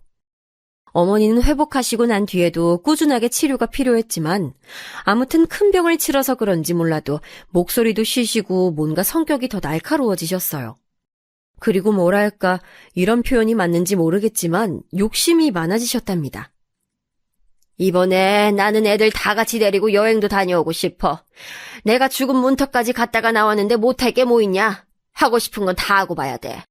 나는 그날 밤처럼 병원 침대에서 후회하고 싶지가 않아. 얼마나 앞으로 더 살지 몰라도 죽기 전에 후회 같은 건 하기 싫다고. 이런 어머니의 말씀이 짠하게 느껴지기도 하고 제 인생을 돌아볼 때 약간은 적용이 되기도 하지만요. 뭐 다 좋다 이거예요. 근데 그 행위에 제가 왜 동원되어야 하는지 모르겠더라고요. 그것도 아주 피곤하게 말이죠. 얘 큰애야. 이번에 동서는 여행 같이 못 간단다. 뭐 진료가 많다나. 하긴 연휴에도 다들 안 쉬고 일들 하잖냐. 쟤도 얼마나 힘들겠어. 게다가 임신 중이니 몸이 보통 힘든 게 아니지. 게다가 우리끼리 잘 다녀오라고 용돈까지 보내줬어. 하여간 보통 기특한 게 아니야. 내가 늙음하게 막내 며느리는 제대로 로또 맞은 기분이다.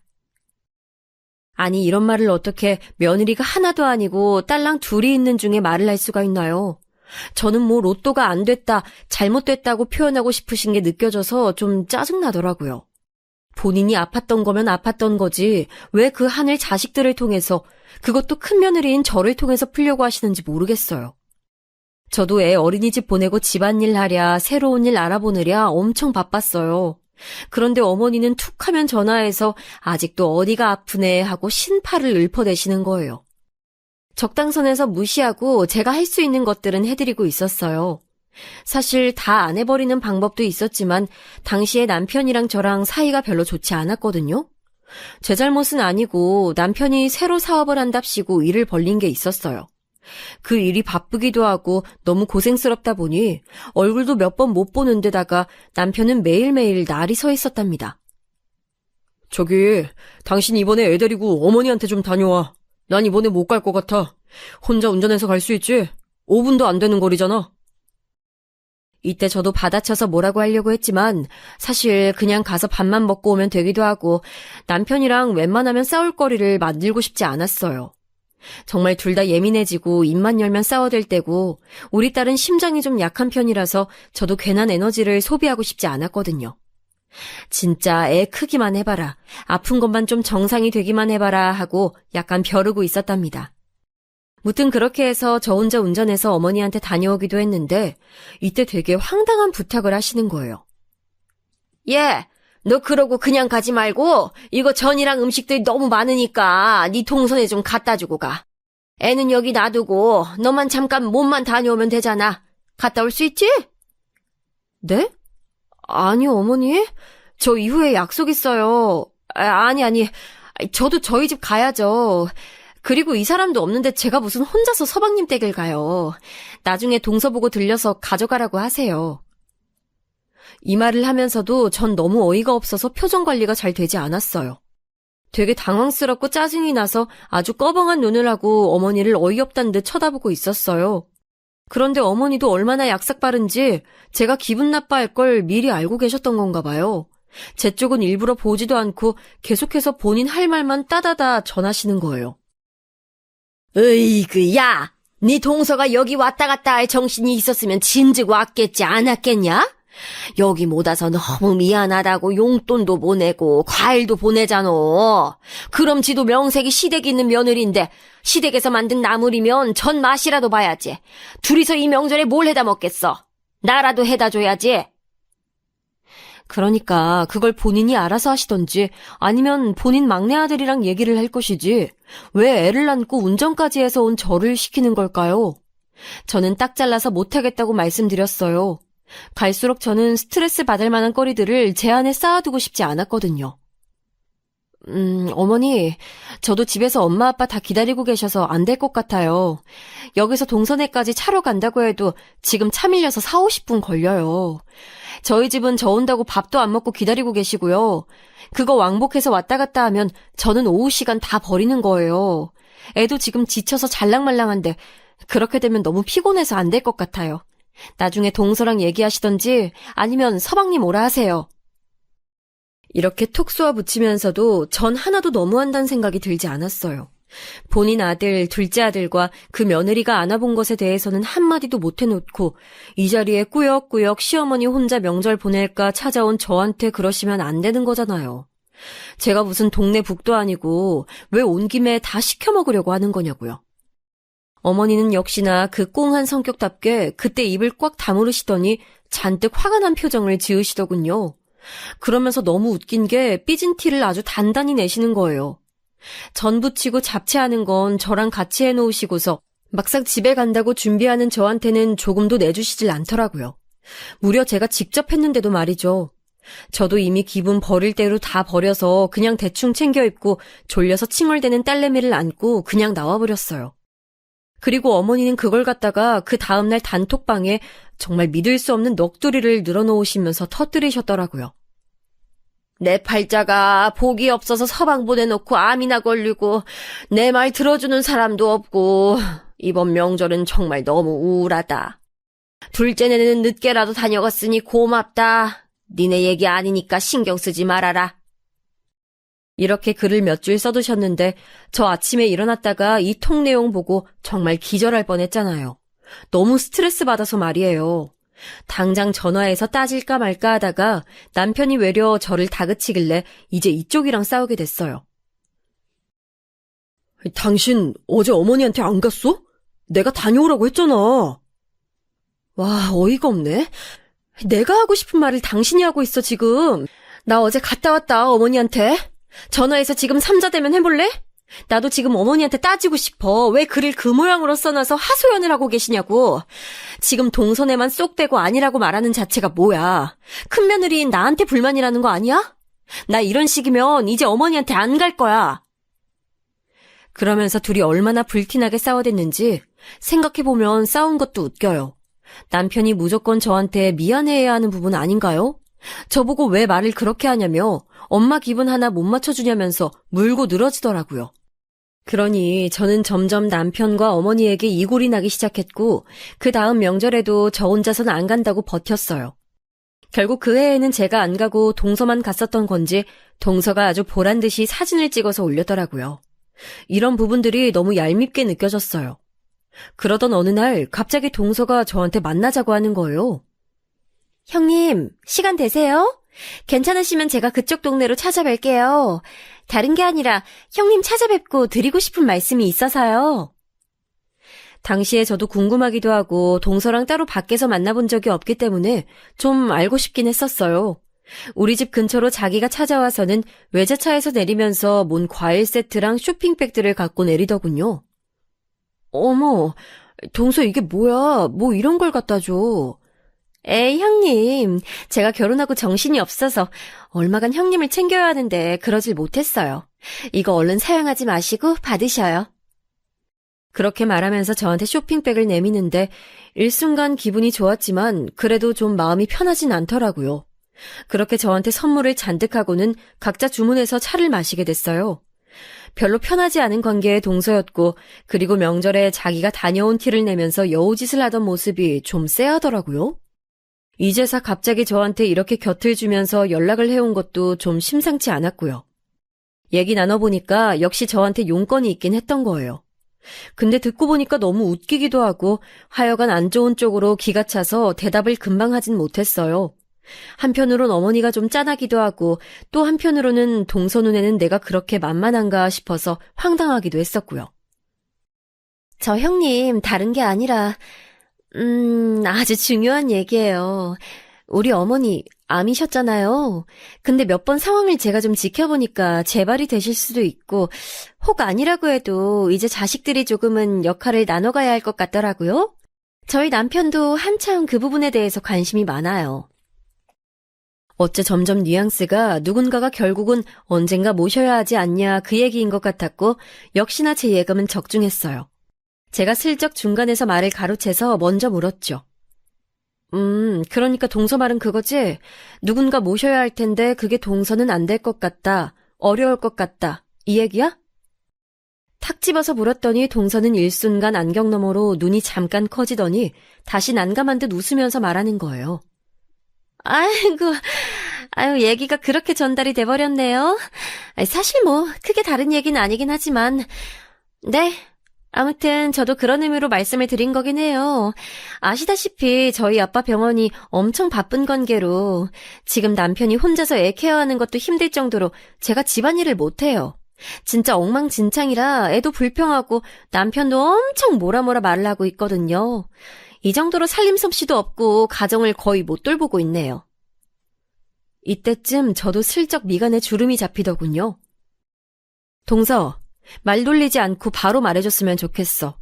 그니까 동서는 어머니 모시는 상황이 오면 안 될 것 같다는 얘기잖아, 그치? 근데 그 얘기를 굳이 나한테 전하는 이유는 그러면서 누구건 간에 자식된 도리로서 모셔야 할 것 같다는 얘기는 내가 하길 바란다는 거 아니야? 내가 맞게 이해한 거지? 이렇게 말을 하다 보니 대체 제가 뭘 그렇게 무르게 살아길래 별로 왕래도 안 해보았던 동서한테 이처럼 만만하게 보여야 하는지 이해가 가질 않았어요. 아니면 어머니가 얼마나 저를 바보처럼 얘기해놨으면 그런가 싶기도 했고요. 무튼 동서는 당황하면서 말을 삥삥 돌려대더니 결국은 인정을 했고요. 그 갑작스런 선물들은 그런 역할을 저에게 맡기기 위한 아부용 조공이었던 거죠. 이때 너무 머리가 아프고 짜증스러웠지만 이왕 우리 집에 둔 것들이고 그냥 일단 놔두고 가라곤 했어요. 동서는 그 뒤로 제 눈치를 힐끔힐끔 보더라고요. 아무래도 우리 어머니가 70대에 암을 겪었고 오늘 내일 하시는 날들이 올 확률은 있겠죠. 지금 혼자 살고 계시는 데다가 효심지극한 두 아들은 서로 모시려 들 거란 말이에요. 거기서 동서는 손쉽게 빠지고 싶다는 의미로 이해를 했어요. 그렇게 저한테 슬쩍 넘겨버린 모양새가 정말 마음에 안 드는 거예요. 이후로 몇 번 동서한테 연락이 왔었고 그 얘기는 쏙 뺀 채 대하길래 저도 그냥 모르는 척 대꾸는 해왔었는데요. 문제는 바로 이번 설에 대형 사고가 벌어지고 말았다는 거예요. 동서도 사실 이렇게 일이 커지길 바라진 않았을 텐데 어머니가 너무 생각 없이 일을 질러버리신 게 문제죠 뭐. 그리고 제가 볼 때 동서가 제게 했던 부탁을 서방님이 모르실 것 같긴 했어요. 무튼 저로서는 제 자신을 지키고자 어쩔 수 없는 숙명으로서 일을 저지르게 됐답니다. 이 모든 일을 자초한 건 어머니와 동서 그 둘이라고 생각해요 전. 하필 다른 것도 아니고 설날에 세뱃돈 주는 것 같고 뭐 얼마나 준다고 그렇게 구냔 말이죠. 이때 모처럼 만에 정말 몇 년 만에 동서네랑 저까지 해서 다 같이 어머니 댁에 모였던 날이었어요. 어머니는 엄청 들뜨셨는지 이것저것 음식도 하시고 몸도 성치 않다면서 많은 것들을 해두셨더라고요. 그 자체까진 딱 좋았는데 이후로 제 딸이랑 동서네 애랑 꼬맹이들이 세배를 하게 됐어요. 둘이 나이 차이도 있고 엄연히 누나랑 동생이기도 했는데 어머니가 정말 믿을 수 없는 행동을 하시는 거예요. 나란히 세배를 하는 꼬맹이들이 아무리 세상 물정 천지구별을 못한다지만 어떻게 똑같이 고개를 숙였다 일어난 애기들한테 이런 식으로 편을 가르냐고요. 아이고 우리 손주 머리 똑똑한 애미 만났으니 앞으로 더 잘 될 거다. 옛다 10만 원. 할미가 크게 통 썼다. 그러면서 어머니가 대뜸 5만 원짜리 2장을 조카에게 주시는 거예요. 어째 순서는 우리 딸이 더 먼저일 텐데 저쪽부터 주신 게 좀 불안하다 했어요. 그래놓고 곧장 우리 애를 보시더니 와 저는 정말 이때 들은 말을 잊을 수가 없어요. 진짜 당장 일어나서 눈앞에 있는 상을 다 뒤엎고 싶은 심정이었거든요. 그래 너도 여기 받아라. 옛다. 너는 그래 머리 똑똑한 애미는 아니고 그냥 애미지 뭐. 성질 좀 고쳐야 하는. 아니다. 그래, 너는 너그 애미 잘못 만난 거야. 네 탓을 해라. 그러면서 저를 힐끔 보시더니 우리 애한테 꾸깃한 1,000원짜리를 꺼내서 애 손에 쥐어주시는 게 아니겠어요? 아니 애들이 대체 뭘 안다는 거예요. 우리 애는 아무것도 모르고 그걸 받아서 할미 고맙다며 인사까지 꾸벅했어요. 이때 정말 눈이 확 돌아버리더라고요. 그 말에 동서는 움찔하면서 저를 보더니 어머니가 자기를 보고 낄낄거리고 웃으니까 또 그 장단을 맞추며 같이 웃고 있더라고요. 저는 이때 너무 분노해서 콧김이 막 나오고 뭐라고 하려는 차에 남편까지 제 화를 돋궈버렸어요. 엄마가 농담한 거잖아. 그냥 좀 앉아. 아니 놔봐. 이거 놔. 제가 남편이랑 실랑이를 벌이자 어머니는 그걸 보시고 또 미간을 팍 찌푸리시더니 진짜 간만에 이렇게 자식 며느리들 다 모인 거 고마운 줄도 모르고 주제넘는 소리를 하시는 거예요. 아이고 저거 봐라. 저렇게 썽을 내니 인상이 그대로 굳어져서 맨날 찡그리고 있지. 너 그러니까 내가 성질 고치라는 거야. 이제 매년 꼬박꼬박 와서 제대로 챙길 생각을 내라. 이 김에 너도 네 성질 고쳐. 여기서 저는 더 이상 그 누가 와도 누구 할아버지가 와도 걷잡을 수 없을 정도로 폭발해버리게 됐어요. 고마운 걸 모르는 할망구 같으니 그간 무시해댄 거 다 참고 꾸역꾸역 명절에 왔더니 한다는 소리가 대놓고 손주, 손녀 차별에 뭐 저보고 성질을 고치라고요? 여기서부터 저는 주체할 수 없는 얘기들을 마치 랩을 하듯이 그대로 쏟아내버렸어요.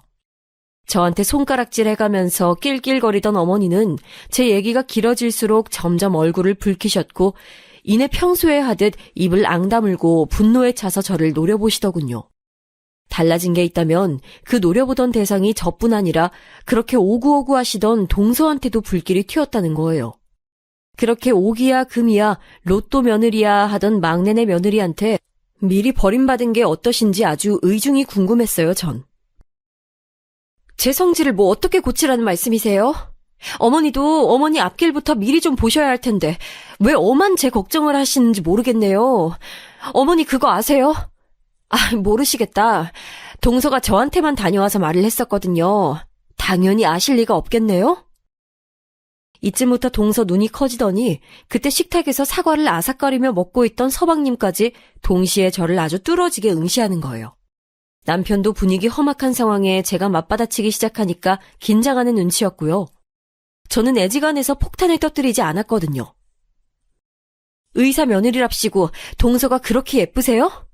의사니까 바쁘니까 어쩔 수 없어서 동서 다 받아주시더니 정작 동서는 어머니를 그닥 예뻐하지 않던데요. 어머니 나중에 아프시면 모셔야 될까봐 걱정하고 있더라고요. 말이 끝나자마자 동서는 저를 다급하게 불렀어요. 형님, 잠깐! 저기, 왜 그러세요, 형님? 이러면서 허둥지둥 저를 불렀고, 저는 아랑곳 않고 계속 말을 이어갔어요.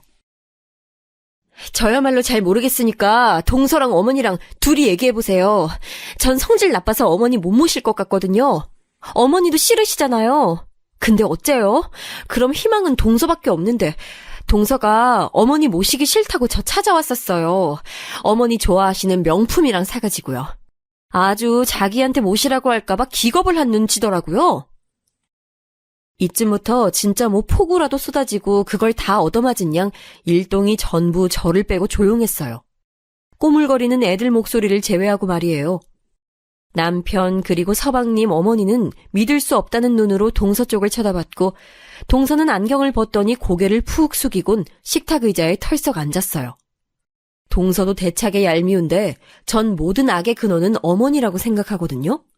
동서도 너무너무 싫지만 돈 더 갖고 와서 살랑거리는 며느리는 봐주고 꾸역꾸역 몸으로 떼어가며 신혼 초부터 어머니 장단을 맞춰드린 저는 저렇게 무시해대는 어머니. 전 어머니도 제대로 엿먹어보라며 폭로를 했어요. 그리고 어머니, 제 인상이 뭐요? 저도 인상 찡그릴 일 없었으면 좋겠어요. 어머니가 뭔데 제 자식한테 저를 갖고 애미 잘못 뒀네 어쩌네 저주하는 소리를 하고 계세요. 뭐 어머니 마음에 드는 인상이 있으시긴 해요? 언제는 동서 결혼 전에 뭐 저런 못난이가 왔냐고 못난이 인형 같아서 속상해 죽겠다고 하셨잖아요. 선물 몇 개 받고 나니까 동서 얼굴이 갑자기 연예인처럼 보이시는 건 알겠는데 거 너무 티나게 좀 그러지 마세요. 진짜 사람이 참고 또 참고 하니까 정도를 모르시네. 이 말에 여지껏 얼굴이 벌개져서 동서 쪽을 보고 계시던 어머니는 더 얼굴이 벌개질 수도 없을 정도로 벌개져서는 딴 쪽으로 고개를 돌리시더군요. 동서는 이때 한쪽 미간을 확 찌푸리면서 저와 어머니를 번갈아 가면서 쳐다봤고요.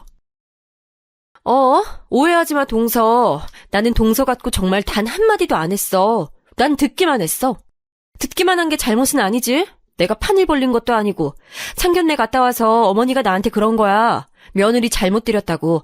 어디서 저런 인물 없는 걸 데려왔냐고 말이야. 그러고 보면 동서도 그런 입지에서 어아둥둥 로또 며느리 되느라 되게 고생했다. 그치? 더 이쁨 받으려면 어머니 모시는 걸로 금메달 따야지. 왜 여기서 포기해? 포기하지 말고 한번 잘 모셔봐. 난 이미 틀렸어. 여기까지 말하고 나서도 분이 안 풀려 죽겠는데 남편이 저보고 적당히 하라며 나가자고 하더군요. 왜? 내가 자기 어머니한테 야단 맞고 별 말 같자는 소리 듣고 있을 때 당신 가만히 있었잖아. 왜 그때는 이렇게 안 말렸어? 어머니가 싫은 소리 들으니까 기분 나빠? 그럼 나는 당신 되게 웃긴다 진짜. 아니 여보 좀 조용히 해. 왜 그러냐고. 애들이 듣잖아 좀 제발. 뭐? 그럼 어머니는? 우리 애 들으라고 직접 귀에다 대고 하신 말은 아무렇지도 않나 보네? 당신이 그러고도 애 아빠 맞아? 애가 무슨 남의 집 딸이야? 당신 뭐 옆집 싸움 구경 왔어? 너네 집 일 말리러 왔냐고. 어쩜 그렇게 본인 어머니가 나한테 한 건 아예 귀에 담지도 않고 내가 한 말만 갖고 따져대. 당신도 똑같아. 전 진짜 도무지 어머니의 발언을 그리고 거기서 이죽거리며 순간적으로 저를 조롱하는 표정을 지었던 동서까지 정말 싹 다 용서할 수가 없더라고요. 그날도 한파가 온다 어쩐다 하는 와중에 힘들게 애 챙겨서 갔었고 심지어 동서는 1시간이나 늦게 왔어요. 그런데도 어머니는 먼저 온 저한테 삿대질해가면서 이건 와라 저건 와라 해서 저를 살살 긁어대시더니 급기야는 저렇게 세뱃돈 푼돈 줘가면서 차별까지 하며 일을 쳐버린 거예요. 아주 대놓고 저를 무시하고 그간에 쌓였던 것들을 그런 모양으로 풀고 싶었던 것 같더라고요.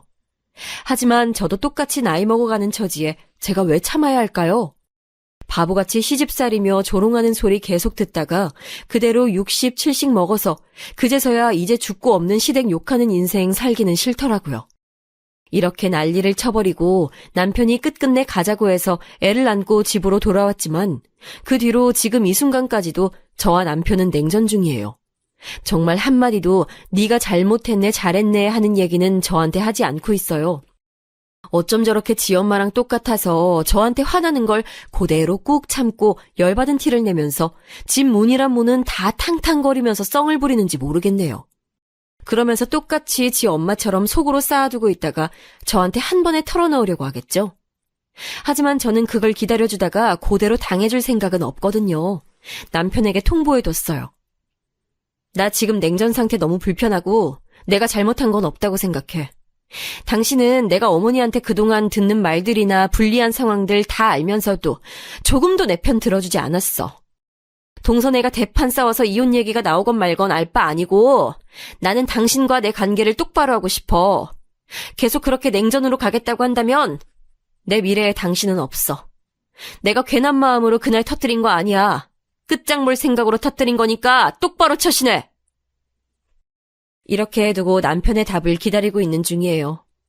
나름 꽤 당황했는지 말은 안 하고 있지만 그 와중에 눈치는 보고 있는 모양새입니다. 뭐 대뜸 저희 엄마 아빠한테 안부 전화를 하고 용돈을 보내드렸다나요? 왜냐면 그날 원래 시댁에서 식사한 다음 별일 없으면 우리 친정으로 갈 예정이었는데 못 갔거든요. 결혼한 이래 지가 먼저 전화드려 본 적 단 한 번도 없으면서 그 일이 있고 나서 제가 저렇게 일침을 놓았더니 곳에 우리 부모님한테 전화하고 지가 따로 용돈까지 보내드렸다는 거예요. 엄마도 모든 사정을 다 들으셔서 그런지 어이없어 하시더군요. 그래서 지금 네 시어머니도 쥐죽은 듯 조용히 있고 김서방도 저렇게 우리한테 살살거리며 눈치 보는 거야? 얼씨구, 꼴에 이혼당하긴 싫은가 보네. 예, 너 잘했어. 너 할 말 잘했다. 미친 여편네 같으니라고. 암 걸려서 아프다고 하는 거 다 맞춰서 같이 있어주고 참아줬더니 돈 갖다 주는 며느리한테는 아부 떨고 돈 안 갖다 주는 같이 있어준 며느리는 그렇게 개무시를 해? 네가 아주 속 시원하게 잘 떠들였어. 뒤로 서로 욕해대고 같이 있기 싫어하고 못생겼다고 욕할 땐 언제고 어디 등신 같은 것들끼리 한 팀이 돼서 널 무시해대? 그러다가 지들끼리 바닥 보고 지옥에 떨어진 셈이네. 예, 냅둬 그냥. 엄마 말 맞다나 저는 어머니나 동서를 안 볼 생각이에요. 남편도 저와 이혼을 안 하고 같이 살 생각이라면 제가 일평생 자기 엄마와 그쪽 가족들 안 보고 살 거란 건 각오해야 할 거예요. 솔직한 마음으로 정말 100번 양보하고 한 수 접는다고 해도 어머니의 행동이 너무 기가 막힌 거 아닌가요? 아프시다고 해서 맞춰드린 게 한두 가지가 아니에요. 신혼 때도 같이 있고 싶다고 해서 같이 있어드렸고 사사건건 시비 걸고 부부가 부부답게 시간을 못 보내게 해도 참았어요. 분가할 때도 쌩 난리를 피우시고 그 후로도 매일같이 드나드시는 바람에 저 진짜 스트레스 극심하게 받았다고요. 그래놓고 저한테 의사 며느리랑 비교해가면서 제 자식 앞에서 저를 개망신 주는 말을 하고 제 애한테 대놓고 푸대접에 차별까지 했어요. 그런 사람을 시어머니라는 이유로 제가 계속 봐가면서 살아야 할 필요가 있을까요? 저도 제 인생이 있고 더는 스트레스 받아가면서 살아갈 이유가 없어요. 그리고 어머니와 동서 사이가 어찌 되었는진 모르겠지만 아무튼 그날 제가 집을 나설 때의 분위기를 볼 때 아주 서로에 대한 신뢰도가 바닥이 난 게 보였어요. 동서는 자기 손으로 이 집을 다 쥐운들 수 있다고 생각했을 텐데 알고 보니 시어머니가 자기 외모 품평하고 못난이라고 욕했던 걸 듣고 어이가 없어 보였거든요. 그리고 어머니는 뭐냐고요. 자기 입안에 혀처럼 굴면서 명품 해다 바치는 그 자랑스런 의사 며느리가 말년에 자기 모시기 싫어가지고 큰 며느리 찾아간 걸 알게 된 거죠. 그보다 더한 배신이 어딨나요? 하여간에 사람은 죄 짓고 살면 안 되는 것 같아요. 남한테 함부로 하고 해가 되게 굴었던 행동들 그대로 저렇게 지들이 돌려받고 뒤통수 맞았잖아요.